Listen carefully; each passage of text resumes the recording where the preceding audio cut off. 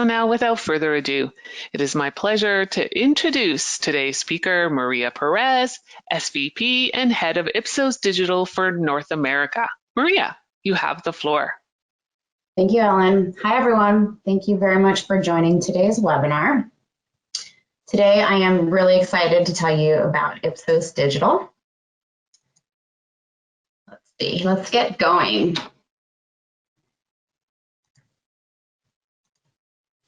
So for those of you who are not familiar with Ipsos Digital, this is our full do-it-yourself or researcher-assisted DIY fast response platform. I'm going to tell you a lot about the different solutions on today's platform, but we will be focusing on a specific solution called Fastbacks. But before we launch into Ipsos Digital and our solutions, I want to talk to you a little bit about DIY. First, why DIY? Well, the obvious is all of your research savvy friends are doing it, so they must know something that you don't know. But more importantly, as you all know, our world is ever changing. It seems lately on a daily basis, and so are our consumers.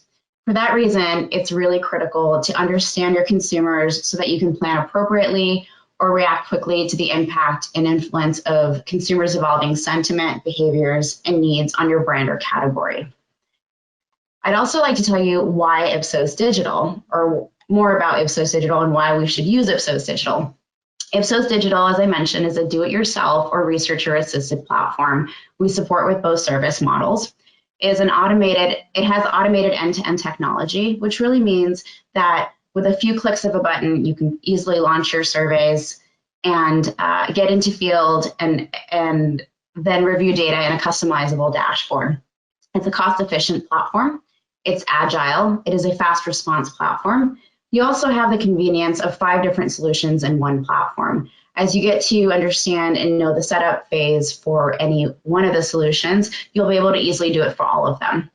We also pride ourselves on quality sample. We utilize our own proprietary panel and a few other vetted sources. And as I mentioned earlier, you then have access to the data in a customizable dashboard. I'll be telling you a little bit more about the solutions now.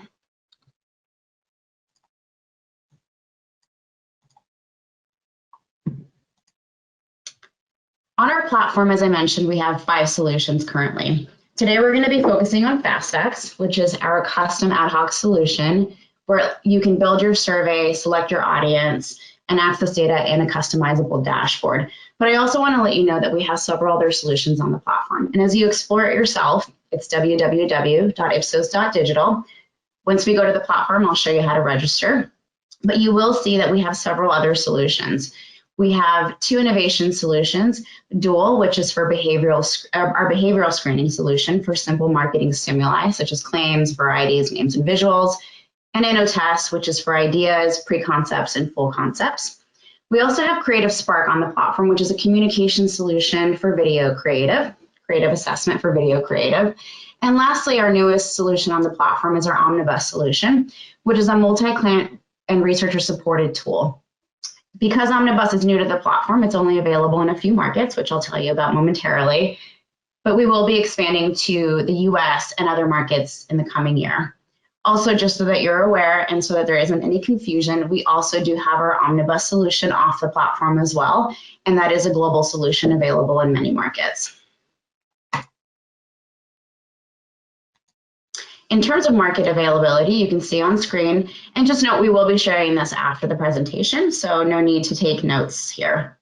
Fastbacks is currently available in 40 markets. You see them listed on your screen here.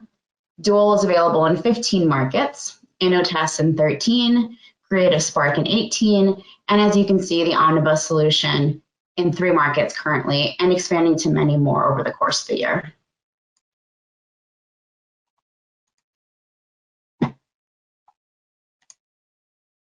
Now I'd like to tell you a little bit about Fastbacks. Soon we're going to launch into the platform itself so that I can show you the tool and we'll run through a demo. But first I want to talk to you a little bit about some use cases. As I mentioned, Fastbacks is our ad hoc solution for custom research. I want to highlight a project that we ran about 2 weeks ago, just to give you an example of how you can use Fastbacks. As you're all aware, about 2 weeks ago, while the events were going on in our US Capitol, we ran a snap poll on Fastbacks to quickly gauge how consumers were feeling, how America was feeling about what was going on with the unrest. So as you can see the data here, and also reported in a, I'm sorry, in a press release, the events that were going on in that moment were virtually familiar to everybody. And so we were able to gather very quick data amongst 500 respondents, adults 18 to 65 across the US, and quickly report on the events as they were occurring.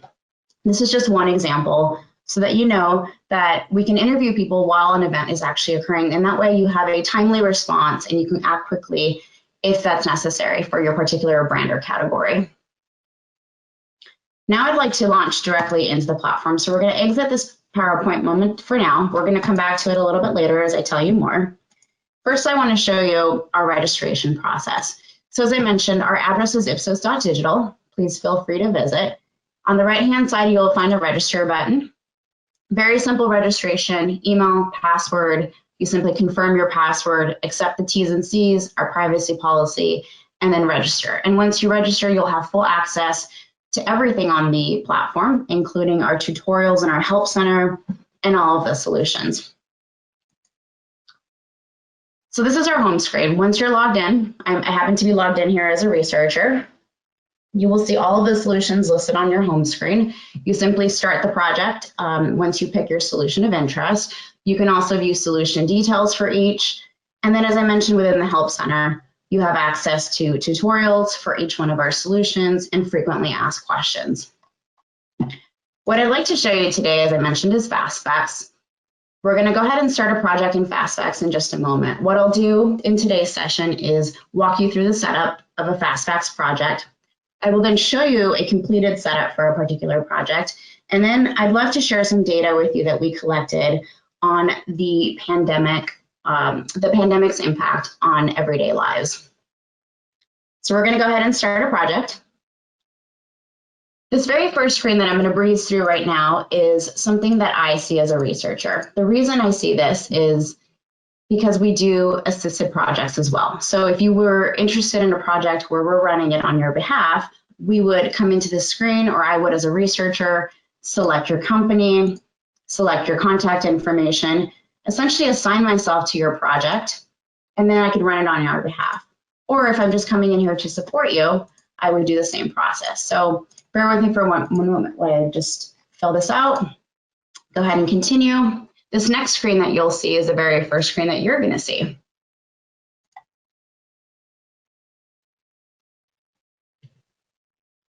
As you can see here while this is loading, there are 3 simple steps to setting up a Fastbacks project. Number 1, set up your study. Number 2, build your survey. And number 3, pay and launch.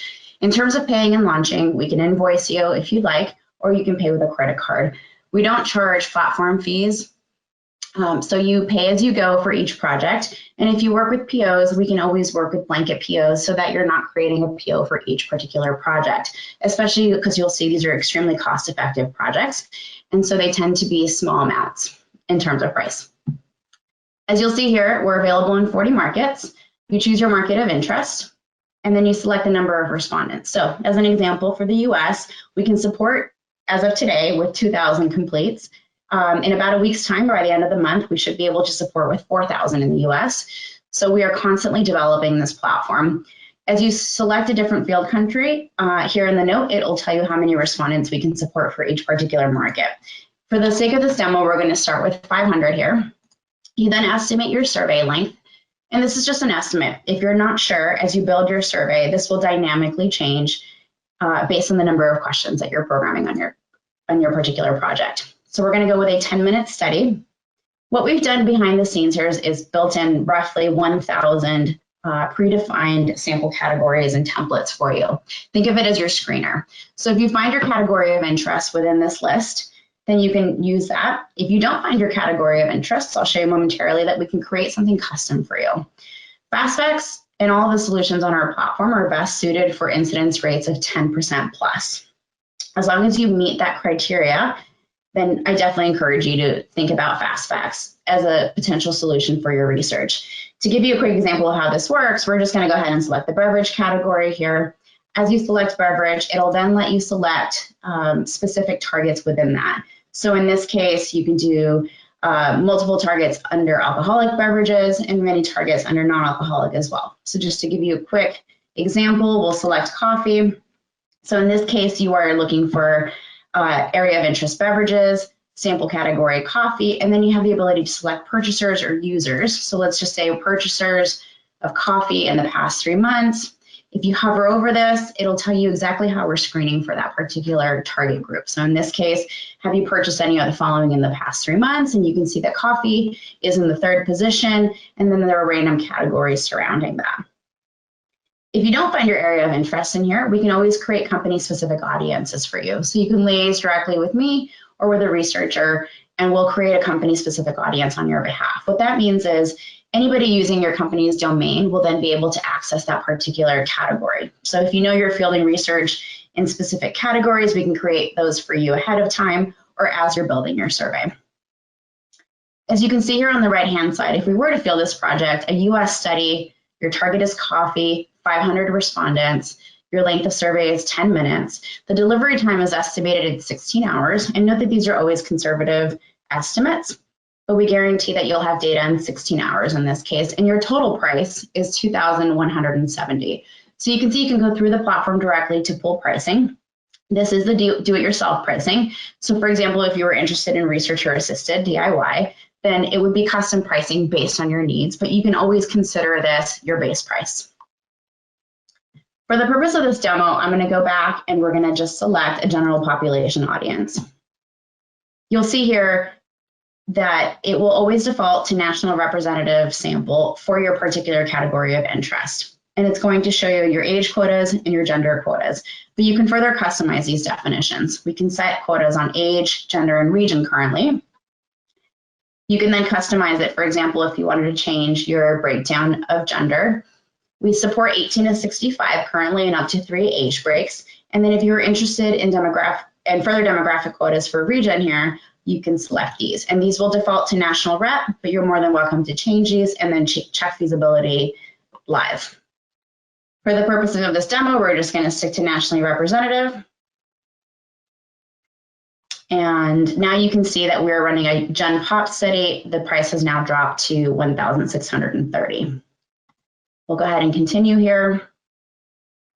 Once you name your project, we're going to go ahead and just do a demo project here. Once you name it, it'll start saving it under your project. So at this point, everything that you've done up to this point will be saved under the demo project name. You have the ability to start from scratch or to duplicate an existing project. We're going to go ahead and start from scratch. And as we wait for the next page, what's happening in the meantime here is it's integrating with all of our systems. I mentioned this is an automated platform. It's integrated with all of our financial systems, which is how we can invoice you. It's integrated with our programming platform and our data processing platforms as well.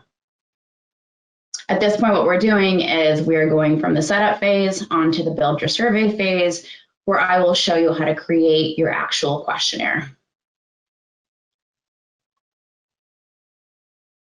Hopefully you find this intuitive so far. Here on the questionnaire builder, you will see that you can simply type in your question here. This is a device agnostic platform. So what that means is it will give you some guidance in terms of device agnostic criteria. And that way we know that respondents can see your questions and they'll render nicely on any type of screen. With this dropdown, you can select the different question types that you're interested in. We support single answer, multiple answers, dropdowns, sliders, numeric open ends, info text, grids, and ranking questions. If you click on these 3 little lines, you can add in text and picture to your question text. The images and the question text are clickable, so they can enlarge if they have some great level of granularity that you'd like the respondent to see. You can also show images under your answers as well. These tend to render smaller on screen. They're great for logos. You can make answers exclusive or keep the position or simply just delete the answer if you're not going to use it. You can also randomize, rotate, and reverse. So depending on the question type that you select, you'll have different answer options. As an example, for a grid, you can do up to 15 rows and 15 columns, randomize your rows or columns, or just simply reverse the order of your columns. And then you save that question as you're working through it. One thing that I want to bring your attention to here on the right-hand side, or on my right-hand side, is the questions library. If I trigger this, wanted to tell you a little bit about this. This is an AI-based library that we've created, and it is an ongoing development for us. It's learning as we go, so definitely encourage you to take a look at it and use it to your advantage. This is really helpful when you're creating questionnaires. As an example, let's say you're working on a questionnaire about pets. I happen to have pets in the category up here. If you start typing in your question here, let's say, do you own any of the following pets? As you can see, as you're typing here on the right-hand side, the system is thinking, and it's going to pull up the 10 most similar questions for this particular category. So, do you own any of the following pets? You can see this listed here. If you click on it, it's going to give you some ideas of pets that someone might own. And you're welcome to use this question as is, or just click around to look at different answer options. And then that way you can figure out how you want to ask your question so that it helps with the wording of your question, and then also answer options and masking answer options. If you wanted to use something directly, you simply just click on the question. I should probably do a single answer. Here we go. Click on the question, and it'll populate for you here, and then you can simply save that question. So feel free to poke around our questions library. The more we use it, the smarter the AI gets. So I definitely encourage your use. The other thing I want to call your attention to while we're on the screen is this collaboration button.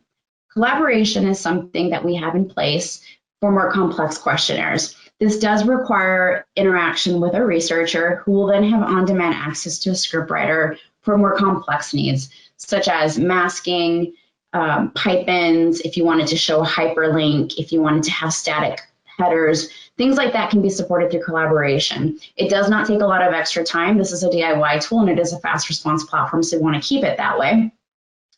But this will allow a researcher to support you. Once you've done the project in full DIY, if that's how you've opted to do it, you can trigger collaboration, reach out to a researcher, and we can support you with the more complex elements of your survey. But if you have some simple logic for your survey, you can simply click on Survey Logic and add logic rules. This is a very simple tool to use. They're ask a question if, the answer to a previous question is, it'll list all of your options here. Just as an example, we only have one question programmed here. We can use our imagination if this were different questions, and then you can simply select, bird and dog, for example. So there's skip logic questions. You can also add conditions to layer your logic. So if you wanted to ask a question based on the answer to 2 previous questions, you can also do that. You simply save your rule, and then you can test your survey. This test your survey button will be here. It'll also be on your survey questions screen as well. Let me go back to survey questions. Once you're done building your survey, if you're all set and don't need anything, you can see here that the length of survey has dynamically changed to 1 minute in this case because we only have one question programmed. It's not 1 minute per question, but in this case, it's estimating at least a minute. Once you're ready, you simply hit this order button. It'll take you to a screen where you approve all the final information.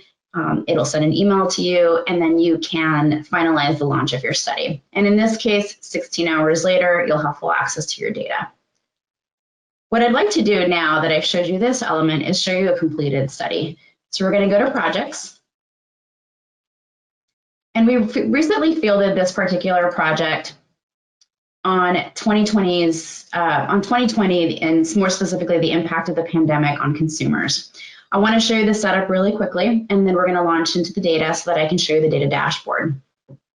In this case, this is a US study, 1,000 completes. Length of interview was 9 minutes. It fielded in 28 hours, or it was estimated in 28 hours. And the cost of the study was $2,930. It was a general population audience with age, gender, and region quotas.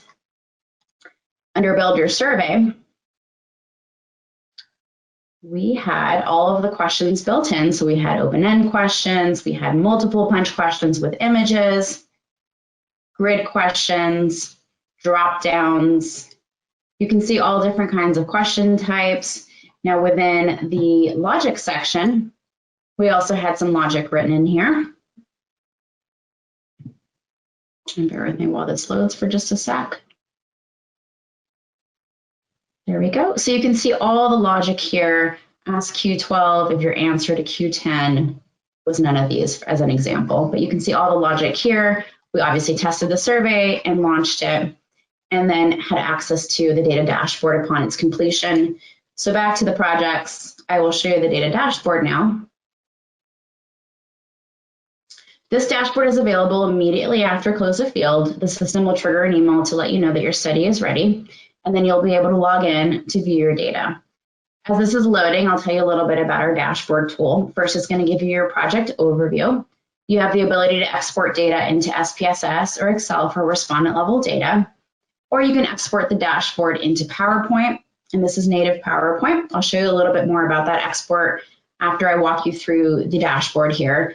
But it's a great tool because native PowerPoint allows you to further tweak the data and make adjustments to the PowerPoint itself. They're not static images. You can export into PDF as well if that's of interest to you. And now you can see in the dashboard, all of your data will be visualized on screen for you, but you now have the ability to further customize this. So let me show you a quick example. This is the region question. As a default, it's going to be a donut chart. You can come in here and you can change it to vertical bars. You can also do horizontal bars if you prefer. You can sort your results as you wish, so ascending, descending, or alphabetic. You can also show counts, percentages, or both, or you can simply hide this from the report if you don't want to export it. You can also edit your labels. And then for each question, you can add a cross break. So if you add a cross break as an example for the region question, you'll see all of your questions listed here. If you wanted to do something simple like region by gender, you can simply cross it that way, view it this way if you'd like, or if you prefer to look at it as vertical bars, you can do that. So this is fully customizable. There's also some higher level filters here as well if you wanted to view data by females only, let's say, specific age groups. As a default, you'll always see age, gender, and region, but with advanced filters, you'll be able to see all the questions in your survey. We also have a chart builder as part of the dashboard where you can customize charts as well. So you can select specific chart types and create charts. And then here we also have a table builder for crosstabs. So you can select how you'd like to see them, which questions you want to include. You can select all or select specific questions in your survey, and then you can create banners for your tables. This is meant for simple tables. So as an example, if you wanted to create a survey that has age groups and gender as your banner, it will create an Excel spreadsheet with a tab for age and a tab for gender. You can also, at the very bottom here, create filters, as I showed you previously, by anything in your survey. Also, you can set low base warnings, low cutoffs, and significance testing. So it is highly customizable. You simply run your table builder once you've completed the setup, and within seconds, you have access to data tables. What I'd like to do now to close this is to share a little bit of this specific data that I'm showing you in a PowerPoint. That way you can see how it renders on PowerPoint, and with a couple of changes, you can create a beautiful report. So we're going to go ahead and go back to the PowerPoint, and let's go to presentation. And I would like to share some interesting data again that we found about 2020 and the pandemic. As you can see, this is the direct export from the PowerPoint. No tweaks on this particular slide. You can see the project overview here, your responses by age, gender, and then your specific target type. And this is just another example of an export, and I'll tell you a little bit about the data that we found because we found it pretty interesting. Although I know we're all probably very tired of hearing about the pandemic, the reality is it's still part of our daily lives, so might as well continue to learn a little bit more about it. Interesting facts here, the pandemic has affected each type of relationship differently. We asked about relationships such as pets, kids, partners, families. It had a positive impact on people's familiar relationships, which is interesting. We are probably spending a lot more time with family and kids and our partners and pets.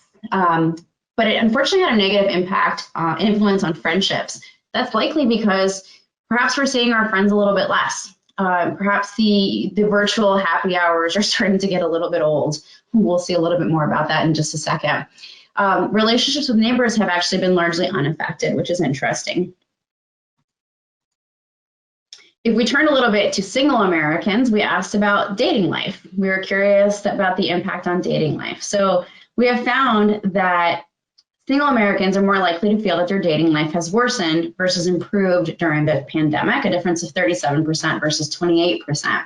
And the most common changes to dating were wearing masks, which I guess is a good thing, attending fewer events, becoming more difficult to meet prospects, and having fewer in-person dates. So perhaps not surprising, given the state of today's world, but it's nice to have data to really validate this. What's interesting is that we found that adapting to dating during the pandemic actually had a positive impact on some. Those who are more creative when making plans or having outdoor dates or spending more time together are likely to say that their dating life has actually gotten better. So that was interesting to see. If we turn to virtual dating as a question here, we found that those that have, at least 1 in 5 Americans that have tried virtual dating rate their experience slightly above average, 6.5 out of 10.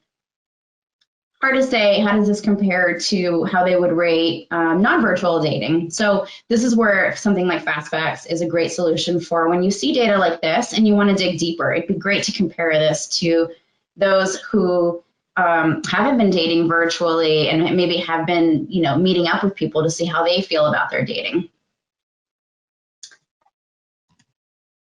Also, kind of a little bit broader in terms of virtual activities, we found that 3 in 4 Americans participated in virtual activities in 2020. 7 in 10 expect to continue this trend in 2021. What's interesting is that doctor's appointments have been by far the most common virtual activity, and consumers are 2 times as likely to attend a virtual doctor's visit than a virtual happy hour. Perhaps that's sort of what I mentioned earlier. Personally, I have to admit I was very into these happy hours at the very beginning of the pandemic. And as it has progressed, maybe because we're all on FaceTime so often, on camera for work and all of that, I admit I've canceled on a couple of virtual happy hours. But interesting, on average, people have attended 8 virtual events in 2020 that they would have otherwise attended in person. No doubt, I think we're all looking forward to being able to get back to in-person life. And lastly, to close, 2020 was undoubtedly a really tough year. 2 times the number of Americans reported feeling mostly sad in 2020 versus happy, difference of 29% versus 14%. However, there's hope for 2021. 3 times the number of Americans say that they're hopeful for 2021 compared to those who are worried. But I want to share something really interesting if we look at gender dynamics. Women are more likely than men to report feeling mostly worried. This is in 2020, 48% versus 31%, or angry, while men are more likely to say that they felt happy and loved. I'm not sure what kind of story that tells, but it is interesting data nonetheless. If we look at 2021, 35 to 64-year-olds are more likely than 18 to 34-year-olds to feel hopeful for 2021, a difference of 49% versus 34%. And women still are more likely than men to feel worried about 2021. So I leave you with that. Here's to a better 2021 and to DIY projects on Ipsos Digital. If you have any questions, please reach out and let me know if I can support you in any way. Thank you for your time today. Thank you, Maria. That was a really excellent demo and really interesting data. And thank you, everyone, for joining us today. For those who submitted questions, and I do see a few, we will be getting back to you directly via email. And everyone will also receive an email with a direct link to today's recorded presentation. Of course, as Maria said, we welcome the opportunity to speak with you, so please reach out to us. That now concludes today's webinar. Have a wonderful day.